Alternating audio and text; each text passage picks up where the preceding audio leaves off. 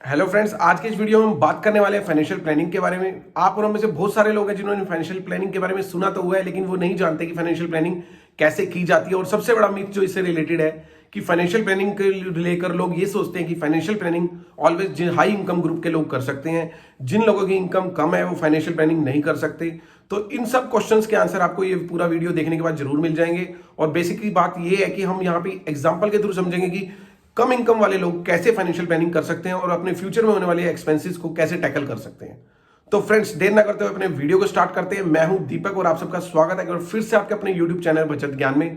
तो फ्रेंड्स, आप सबसे एक हम्बल रिक्वेस्ट, अगर आपने अभी तक मेरा चैनल सब्सक्राइब नहीं किया तो प्लीज चैनल को सब्सक्राइब कर लीजिए। और हाँ, प्लीज बेल आइकन को जरूर प्रेस कर लीजिएगा सो दैट मेरा कोई भी नया वीडियो आता है फाइनेंशियल स्ट्रेटेजी से रिलेटेड, उसका नोटिफिकेशन सबसे पहले आप लोगों तक पहुंचता रहे।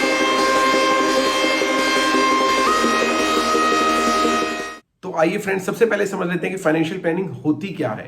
फाइनेंशियल प्लानिंग का मीन्स ये होता है कि आप अपने जो अर्निंग है, जो आपकी इनकम है, उसको इस तरीके से मैनेज करें कि आपके जो डे टू डे बेसिस के एक्सपेंसेस हैं उनको भी आप डील कर लें और आपके पास कुछ इतना पैसा सेव होता चले कि जिससे आपके कुछ सडन एक्सपेंसेस आ जाते हैं या फिर फ्यूचर में होने वाले कुछ एक्सपेंसेस है जिनका हमें पहले ही पता है कि ये होंगे, उसके लिए हमें कहीं बाहर देखना ना पड़े और हमारे पास उन खर्चों को टैकल करने के लिए जो सेविंग का हमारा कॉर्पस है वो तैयार पड़ा हो। तो फ्रेंड्स, इस चीज को हम फाइनेंशियल प्लानिंग कहते हैं। लेकिन फाइनेंशियल प्लानिंग करने के लिए आपको, कभी भी आप फाइनेंशियल प्लानिंग करने के बारे में सोच रहे हैं तो आपको थोड़ा बहुत अपनी हैबिट्स में चेंजेस लाने पड़ते हैं, बिकॉज आप हैबिट में चेंजेस लाए बिना फाइनेंशियल प्लानिंग नहीं कर सकते। तो सबसे पहली बात है कि आपको थोड़े बहुत चेंजेस के लिए भी तैयार रहना चाहिए।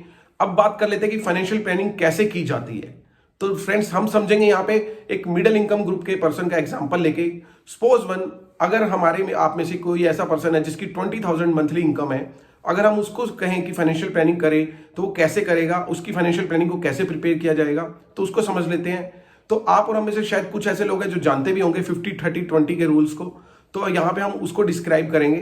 तो यहाँ पे हम सबसे पहले समझ लेते हैं कि 50-30-20 का रूल है क्या एक्चुअल में। सपोज वन, अगर एक पर्सन जिसकी इनकम मंथली 20,000 है, अगर वो 50-30-20 के रूल्स को अपनाएगा तो वो डेफिनेटली उसकी फाइनेंशियल प्लानिंग हो जाएगी और वो फ्यूचर में होने वाले जो उसके एक्सपेंसेस है जिसका उसे पता है और कुछ सडन एक्सपेंसेस, उसके लिए वो प्रिपेयर रहेगा और उसके पास ऑलवेज कुछ पैसे का कॉर्पस तैयार रहेगा।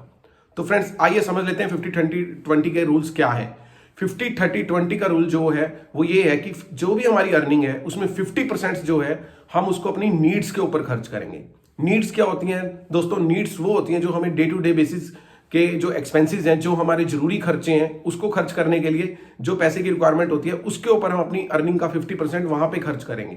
सपोज वन, हमने जो एग्जांपल लिया 20,000 की इनकम वाले पर्सन का, तो वो 10,000 अपनी अर्निंग का अपनी नीड्स पे खर्च करेगा। मतलब जो उसकी आवश्यकताएं हैं, बेसिक जरूरतें हैं, बच्चों की फीस हो गई, राशन हो गया या EMI हो गई कुछ अपने होम लोन से रिलेटेड, ये बेसिक नीड्स हैं। इनको पूरा करने के लिए जो पैसा चाहिए होता है उसके ऊपर हम अपनी अर्निंग का 50% खर्च कर देंगे।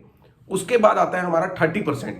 30% वो हमारा वो आता है जिसमें हमारी वांट्स आती हैं। वांट्स मतलब हमारी इच्छाएं, जिसके ऊपर हम खर्च करना चाहें। तो जो हमारी वांट्स हैं उसमें हम ले लेते हैं कार, हमारा जो इसके अलावा जो हमारा होता है वैकेशंस हो गया या हमारी अदर विशेष होगी, उसके ऊपर जो हमने खर्चा करना है हम उसके लिए 30% को अपने अर्निंग का लेकर चलेंगे। उससे क्या होगा कि हमारा जो 50% है, सपोज वन 20,000 में से 10,000 हम अपनी नीड्स पे खर्च कर रहे हैं, जो हमारा उसके बाद बचा हुआ पैसा है उसमें से 30% हम अपनी वांट्स पे खर्च करेंगे। वांट्स में आपको पता चल ही गया है कि जैसे कार परचेज करने के जो हमारे शौक होते हैं उसके ऊपर। इसके बाद आ जाता है हमारा रेस्ट, जो हमारा बचा टोटल अर्निंग का 20%, वो पार्ट हमने सेविंग में अपनी इन्वेस्टमेंट के ऊपर वहां पे उसको डिपॉजिट करवाना है। तो ये आप समझ गए होंगे। अगर हम एग्जांपल है 20,000 वाला, तो 20,000 में से हमने 10,000 अपने खर्च करने हैं अपनी नीड्स के ऊपर। उसके बाद जो बचा हुआ रेस्ट पैसा है उसमें से 30% हम अपनी वांट्स के ऊपर खर्च करेंगे और रेस्ट बचा जो 20% पैसा है उसको हम अपनी सेविंग्स या इन्वेस्टमेंट के ऊपर वहां पे उसको इन्वेस्ट करके चलेंगे। तो फ्रेंड्स, इस टाइप की फाइनेंशियल प्लानिंग करके हम अपने खर्चों को जरूर मैनेज भी कर पाएंगे और अपनी जो हमारी इच्छाएं हैं उसको भी पूरा कर पाएंगे और जो हमारी सेविंग का पार्ट है उसको भी आगे हम बढ़ा पाएंगे। तो फ्रेंड्स, ये था नीड्स, वांट्स और सेविंग का 50-30-20 का रूल।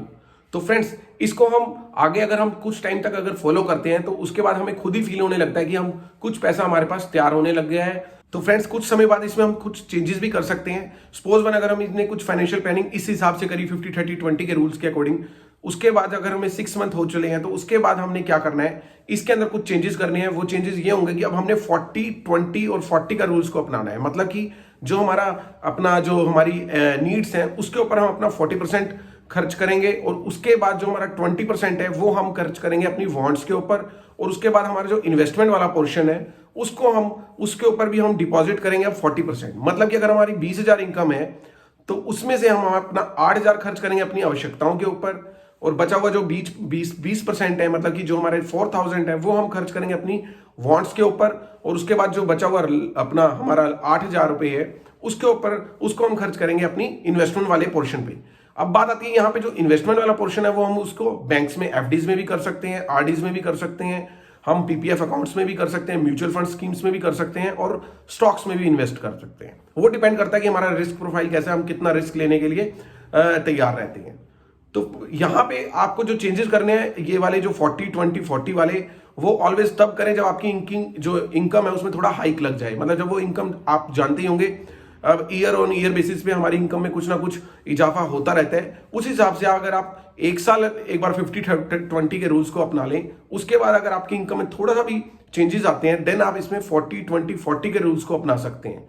तो फ्रेंड्स ये होती है फाइनेंशियल प्लानिंग, और फाइनेंशियल प्लानिंग इस तरीके से ही होती है। आप इस तरीके से अगर करके चलेंगे तो डेफिनेटली आप अपने जो फ्यूचर में होने वाले एक्सपेंसेस हैं उनको इजीली टैकल कर पाएंगे। लेकिन एक चीज ध्यान देने वाली है, ऐसा नहीं है कि आज आपने फाइनेंशियल प्लानिंग करी और आपके पास 2-3 महीने में ही आप सोचने लगे कि अब ऐसे हो जाएगा वैसे हो जाएगा। ऐसा कुछ नहीं है। Financial planning always early age में करनी चाहिए, सो डैट, क्योंकि जैसे जैसे एज बढ़ती है हमारे ऊपर कुछ ना कुछ रिस्पॉन्सिबिलिटीज बढ़ती हैं, और रिस्पॉन्सिबिलिटी बढ़ती है तो डेफिनेटली हमारे एक्सपेंसेस भी बढ़ते हैं। तो आप अगर इसे अर्ली एज में करेंगे तो आप डेफिनेटली आप थोड़ी सी एज अटेन करते ही आपके पास कॉर्पस तैयार हो जाएगा। और लेकिन ऐसा नहीं है, कुछ लोग जो सोच रहे हो, जो वीडियो देख रहे होंगे वो सोच रहे होंगे कि हमारी एज मिडिल एज में आ गए हैं, हम नहीं कर सकते। आप अब भी कर सकते हो, लेकिन हाँ आपको थोड़ा वेट करना पड़ेगा, बिकॉज इसका जो इम्पैक्ट है आपको 2 से 4-6 साल बाद आपको देखने को मिलता है, और तब आपको लगता है कि हाँ हमने राइट डिसीजन लिया और इसका जरूर आपको बेनिफिट भी होगा। तो फ्रेंड्स ये था आज का वीडियो। आपने इस वीडियो में समझा कि फाइनेंशियल प्लानिंग होती क्या है, इसको कैसे किया जा सकता है।